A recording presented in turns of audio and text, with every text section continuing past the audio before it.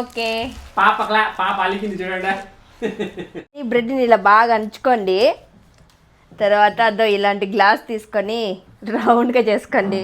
చూడండి ఇలా షేప్ రావాలి. 2 కోడిగుడ్లు కొట్టి గిన్నెలోకి వేసుకుందాము.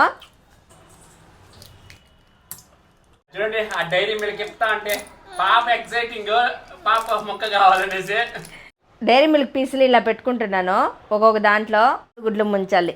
పాప చూడండి నైస్ గా ఒకటి ఎత్తునేసింది తినేదానికి. ఇప్పుడు దీన్ని కోడిగుడ్లు ముంచుకోవాలి. బ్రెడ్ దాంట్లో ఎక్కేసేద్దాము. బ్రెడ్ క్రమ్స్ లో బాగా ముంచేయాలా ఆ ఇడ్లీని. అప్పుడే నూనె లేస్తే కరుం అని పేలుతుంది అట్లే. వీటిని ఎత్తి నూనెలో వేసుకుందాము. శ్రీవారి అయిపోయింది. ఏ విజయ్ అన్ని మాకు కూడా రా విజ్గా.